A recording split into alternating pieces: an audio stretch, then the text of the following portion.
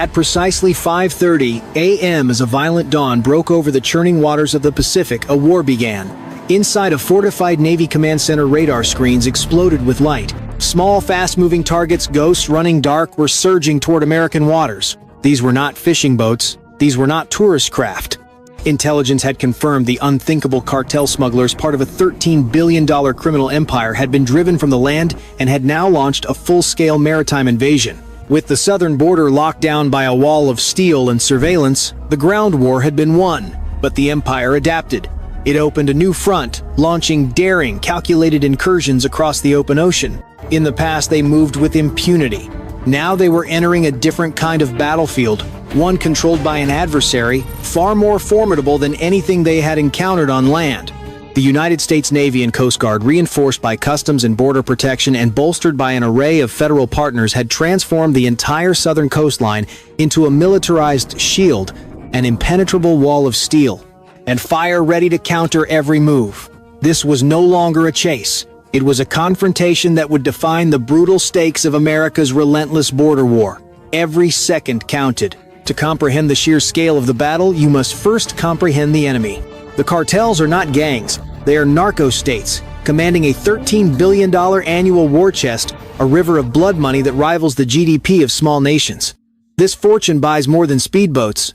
It buys encrypted satellite communications, military-grade counter-surveillance, and a logistics chain so ruthlessly efficient it can move tons of cocaine and enough fentanyl to kill millions of Americans in a single audacious run. The estimated street value of one successful incursion, one single breach of American sovereignty, exceeds $50 million. Multiply that staggering figure across hundreds of runs each year, and you grasp the colossal, horrifying scale of their profit-driven war. This is not crime. This is a war funded by a shadow economy waged against the very sovereignty of the United States. Against this monolithic empire, America deployed its most advanced naval assets. The doctrine was not one of simple law enforcement, but of surgical, overwhelming force. A philosophy forged in the crucible of military conflict, built on an unyielding foundation of total surveillance and lethal precision. A vast interconnected web of high-altitude reconnaissance drones, Pate Poseidon patrol aircraft, and Aegis-class destroyers created an unblinking, all-seeing eye across thousands of square miles of ocean. Every intercepted radio call, every heat signature, every deviation from normal patterns was logged and analyzed. This torrent of information fed into a unified command structure, a centralized brain where a strategic response that once took hours to coordinate could now be unleashed in mere seconds. The order from high command was absolute, chillingly precise. Stop the incursions without triggering casualties. Disable the vessels, do not destroy them. This directive gave rise to a chillingly effective new tactic, the engine kill. As one Navy officer articulated with cold, unblinking clarity, "If you don't stop when we pursue you, we will make you stop." These were not rhetorical flourishes. These were words backed by the full, crushing weight of real firepower. In an astonishing record of over 350 separate naval engagements, U.S. forces were forced to open fire. 350 times precision rounds were sent screaming toward the engines of fleeing cartel vessels aimed at the precise point of propulsion. 350 times those engines were shattered, the boats rendered dead in the water, helpless against the churning waves. And in those 350 high-stakes shootouts at sea, a testament to unparalleled training and discipline, the number of smugglers injured was an astounding 0. It was a staggering display of technological superiority, lethal precision applied non-lethally, a grim dance of overwhelming force and calculated restraint. Yet America's adversaries were far from simple. They were masters of deception, ruthless in their innovation. Their speedboats with lightweight fiberglass hulls and high-horsepower engines were engineered to outrun conventional law enforcement craft, vanishing into the night by running dark, all lights and transponders off.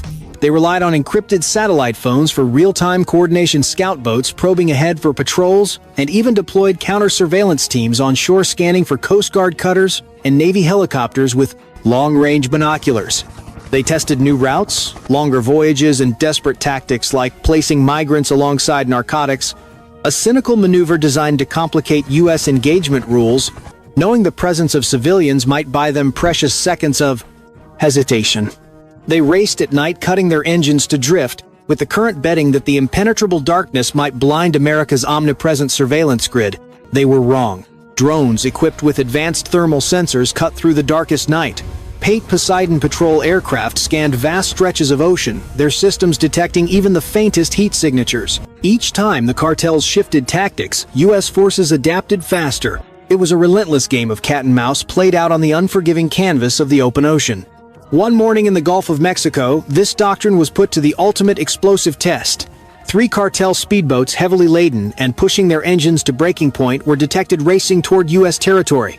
Their wakes cut stark white scars across the ocean's surface, a visible defiance. Behind them trailed the invisible weight of a $13 billion smuggling empire, an empire built on narcotics, human trafficking, and the ruthless enforcement of criminal profit. Ahead of them waited the most advanced maritime force on Earth, a Navy helicopter team, its rotors beating the air into submission, aligned for the strike. Every round chambered was calculated. Every trigger pull was measured. Precision fire ripped through the air, striking the first target.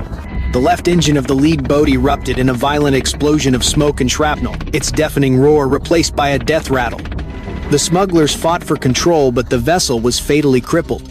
The second boat veered hard to port, its engine screaming a desperate plea as it attempted a frantic escape, but it was already too late. Surveillance drones thousands of feet above had locked its position, their infrared imagery capturing every movement with chilling clarity. A Coast Guard interceptor surged forward, engines roaring a challenge, closing the gap with terrifying speed.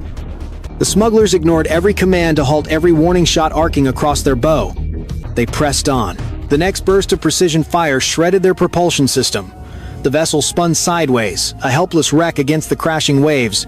Its audacious run ended in a few brutal seconds. 2 multi-million-dollar shipments neutralized. 2 crews captured. A clear, undeniable message screamed across the waves: the ocean was no longer their sanctuary. But this unyielding vigilance comes at an astronomical cost. A single Navy destroyer deployed to interdict smugglers costs nearly $2 million per week. Drone fleets require constant maintenance and costly upgrades. Helicopters burn fuel at staggering rates. Every intercepted shipment may stop millions in drugs from entering the U.S., but the financial weight of constant patrols strains American resources, fueling heated debates in Washington. Critics question if naval assets designed for global conflict truly belong in coastal law enforcement missions.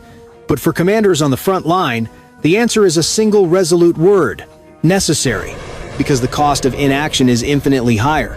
The alternative is a vast, unchecked highway for cartels pouring poison and violence directly into American communities, unchecked by a passive America. It means drugs arriving in Florida, harbors in California, coves in Texas bays, poisoning the very fabric of society. It means criminal profits, funding, assassinations, kidnappings, and corruption on both sides of the border, destabilizing entire regions. The Navy argues with unflinching certainty that the cost of inaction far outweighs the cost of constant patrols. This is not merely an expense. It is the price of sovereignty, the cost of safeguarding a nation. The mission is further complicated by a galling political reality that ties military hands. The Navy can dominate the sea, projecting overwhelming force across the open ocean, but the serpent's nest, the very source of the problem, lies inland within the sovereign territory of Mexico, where U.S. forces are explicitly forbidden from operating. Mexican officials, under immense internal and external pressure, publicly reject the idea of U.S. military operations on their soil. This, in effect, creates a critical, inviolable sanctuary for the smugglers. As long as their bases remain beyond American reach, they are free to plan, prepare, and launch their deadly invasions from protected territory. This frustrating reality for U.S. strategists is stark. They can build a wall of steel at sea, but they cannot touch the enemy's lair on land. This complex political backdrop means the U.S. is forced into a perpetual war of attrition at sea, constantly fighting the symptoms without being able to strike at the root cause. This has sparked fierce debate in Washington. Should cartels be designated as terrorist organizations? A move that would unlock broader military options but risk inflaming diplomatic tensions. But on the decks of destroyers and Coast Guard cutters, there is no time for political maneuvering. For the sailors and agents, the mission remains brutally, uncompromisingly simple. Stop every vessel, interdict every shipment, prevent every incursion. Failure is not an option. The next test would prove just how far both sides were willing to go and how swiftly America would respond. At dawn off the coast of Southern California, Navy destroyers moved silently through rolling waves. On their radars, a cluster of small, fast-moving contacts appeared. Suspected cartel boats racing north at full throttle. Within minutes, MH-60R Seahawk helicopters lifted from the decks, their sensors locked on the vessels below like hungry predators. The smugglers had counted on speed. Their lightweight fiberglass hulls and high-horsepower engines could outpace most civilian craft. But against naval aircraft equipped with infrared cameras and laser-guided targeting pods, there was no escape. Pilots tracked every movement. Over secure comms, an order echoed chillingly precise: disable, not destroy. Warning shots cracked across the waves, explosions of water arcing across their bows. One boat slowed its crew, throwing hands skyward in surrender. Another swerved violently, its engine screaming, defiance refusing to comply. That decision sealed its fate. Precision fire targeted its outboard engine. Sparks flew, thick smoke poured, and the vessel drifted to a halt, its mission utterly terminated. Coast Guard interceptors swept in, boarding the craft and placing the crew in custody. The chase, the confrontation, ended in seconds. For U.S. commanders. This was not just another interdiction. This was message delivery, clear, cold, and undeniable. Cartel networks valued mobility, but mobility could no longer save them. Technology training and coordination had transformed the vast open ocean into a controlled lethal battle space. Yet beneath the success lurked a deeper, more insidious problem. Intelligence analysts confirmed cartels are now investing heavily in maritime infrastructure, hidden coves, clandestine fuel depots, and sprawling supply chains stretching through Central America. They adapt quickly, reinvesting their $13 billion empire into new tactics as fast as the U.S. can counter them. Critics demand answers. What happens if the cartels escalate further? What if they begin arming their boats with heavier weapons, or align with foreign suppliers bringing military-grade threats to American shores? For Washington, policymakers, those questions grow louder, more urgent with every intercepted shipment. The cycle of escalation is relentless. The U.S. innovates, the cartels adapt, and then U.S. forces must adapt faster, constantly staying one devastating step ahead. Even so, no operation lasts forever. Commanders quietly acknowledge the corrosive danger of exhaustion. Ships require maintenance, aircraft need overhaul. Crews rotate their mental and physical reserves, tested to the breaking point. Cartel leaders know this too. Their strategy may be to simply wait, adapt, and then surge when American attention drifts or resources wane. That is why U.S. operations now emphasize persistence. Not just one-off raids, but sustained, unyielding pressure to deny the cartels any breathing room, any opportunity to rebuild. As one battle-hardened Coast Guard officer summarized, "We are not fighting fishermen with outboard motors. We are fighting billion-dollar organizations with global reach. If we pause, they win. Period." And so the confrontation continues, an unyielding 24/7 vigil. The border wall may rise from the sands of California to the Gulf of Texas, a physical barrier against infiltration. But at sea, there are no walls, only open water, a realm where true defense lies in constant vigilance. Drones circling endlessly above, destroyers patrolling the horizon like steel sharks, and interceptors launching at the first faintest warning. For the cartels, each failed run represents lost profit, lost trust, and a rising tide of fear. Fear of an adversary that simply refuses to yield. For the United States, each success is a crucial step toward dismantling an empire that thrives on chaos, an empire that has dared to challenge the sovereignty of a nation. In the end, this is not just about drugs or boats. It is about sovereignty. It is about America's unyielding refusal to allow foreign criminal empires to carve paths of destruction into its territory. It is about deterrence, raw strength, and an unmistakable message written in the wreckage of 350 disabled cartel vessels. The border is no longer open water. The $13 billion cartel empire thought the ocean was their highway. Instead, it became their graveyard.